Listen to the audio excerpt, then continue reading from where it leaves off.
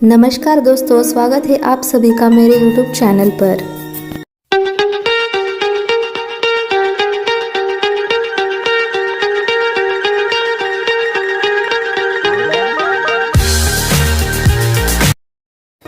गरुड़ पुराण। मृत्यु के पश्चात गरुड़ पुराण कथा क्यों सुना देते हैं, आइए जानते हैं इससे जुड़े कुछ बातें। 18 पुराणों में से गरुड़ पुराण का अपना एक अलग महत्व है। धर्म में इसे मृत्यु के बाद सद्गति प्रदान करने वाला माना जाता है। इसीलिए किसी के घर मौत होने के बाद वह गरुड़ पुराण का पाठ किया जाता है। आपको बता दें कि 18 पुराणों में से गरुड़ पुराण का विशेष महत्व है, जिसके अधिष्ठातृ देव विष्णु माने जाते हैं। इसीलिए इसे वैष्णव पुराण भी कहा जाता है। इस पुराण में लिखी सभी बातें पहले गरुड़ ने भगवान विष्णु से सुनी और फिर गरुड़ ने कश्यप ऋषि को सुनाई। फिर ऋषि कश्यप ने गरुड़ पुराण लिखा था।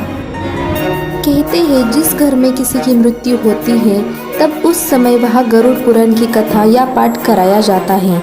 ऐसा माना जाता है कि मृत आत्मा इन 13 दिनों तक उस घर में ही वास करती है और पाठ सुनती है।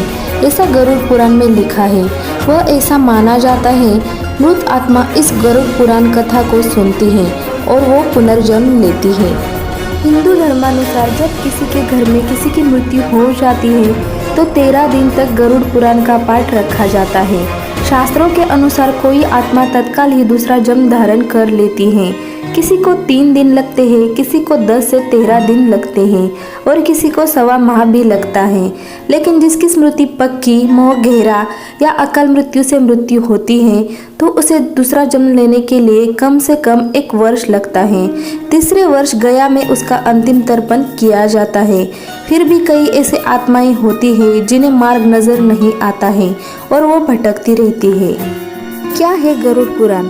एक बार गरुड़ ने भगवान विष्णु से प्राणियों की मृत्यु, यमलोक यात्रा, नरक योनियों तथा सद्गति के बारे में अनेक गूढ़ और रहस्ययुक्त प्रश्न पूछे।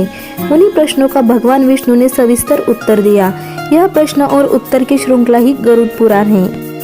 क्यों सुनाते हैं इसे मृत्यु के बाद? गरुड़ पुराण में मृत्यु के पहले और बाद की स्थिति के बारे में बताया गया है। इसीलिए यह पुराण मृतक को सुनाया जाता है। 13 दिनों तक मृतक अपनों के बीच ही रहता है। इस दौरान गरुड़ पुराण का पाठ रखने से वह स्वर्ग, नरक, गति, सद्गति, अधोगति, दुर्गति आदि तरह की गतियों के बारे में जान लेता है। आगे की यात्रा में उसे किन किन बातों का सामना करना पड़ेगा, कौन से लोक में उसका गमन हो सकता है, यह भी वह गरुड़ पुराण सुनकर जान लेता है। जब मृत्यु के उपरांत घर में गरुड़ पुराण का पाठ होता है तो इस बहाने मृतक के परिजन यह जान लेते हैं कि बुराई क्या है और सद्गति किस तरह के कर्मों से मिलती है, ताकि मृतक और उसके परिजन दोनों ही यह भली भांति जान ले कि उच्च लोक की यात्रा करने के लिए कौन से कर्म करना चाहिए। गरुड़ पुराण हमें सत्कर्मों के लिए प्रेरित करता है। सत्कर्म और सुमति से ही सद्गति और मुक्ति मिलती है। गरुड़ पुराण में व्यक्ति के कर्मों के आधार पर दंड स्वरूप मिलने वाले विभिन्न नरकों के बारे में बताया गया है। गरुड़ पुराण के अनुसार कौन सी चीजें व्यक्ति को सद्गति के ओर ले जाती है, इस बात का उत्तर भगवान विष्णु ने दिया है। गरुड़ पुराण में हमारे जीवन को लेकर कई गूढ़ ज्ञान की बातें बताई गई है, जिनके बारे में व्यक्ति को जरूर जानना चाहिए। आत्मज्ञान का विवेचन ही गरुड़ पुराण का मुख्य सार है। गरुड़ पुराण के 19,000 श्लोक में से बचे 7,000 श्लोक में गरुड़ पुराण में ज्ञान, धर्म, नीति, रहस्य, व्यवहारिक जीवन, आत्म, स्वर्ग, नरक और अन्य लोकों का वर्णन मिलता है।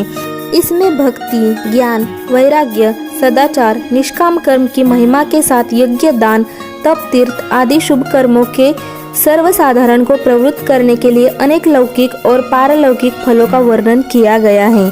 यह सभी बातें मृतक और उसके परिजन जानकर अपने जीवन को सुंदर बना सकते हैं। इसके अतिरिक्त इसमें आयुर्वेद, नीतिसार आदि विषयों के वर्णन के साथ मृत जीव के अंतिम समय के किए जाने वाले कृत्यों का विस्तार से निरूपण किया गया है।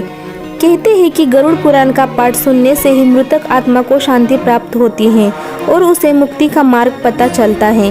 वह अपने सारे संताप को भूलकर प्रभु मार्ग पर चलकर सद्गति को प्राप्त कर या तो पितृलोक में चला जाता है या पुनः मनुष्य योनि में जन्म लेता है। उसे प्रेत बनकर भटकना नहीं पड़ता है। तो ये थे गरुड़ पुराण से जुड़े कुछ सच बातें व जानकारियाँ जिसके अनुसार हम हमारे जीवन को कैसे सुखी बना सकते हैं। दोस्तों, आज का वीडियो आपको कैसा लगा ये हमें कमेंट बॉक्स में ज़रूर बताइएगा, और वीडियो पसंद आए तो वीडियो को लाइक और चैनल को सब्सक्राइब ज़रूर कर देना। फिर मिलेंगे ऐसे ही किसी नई वीडियो के साथ, तब तक के लिए धन्यवाद।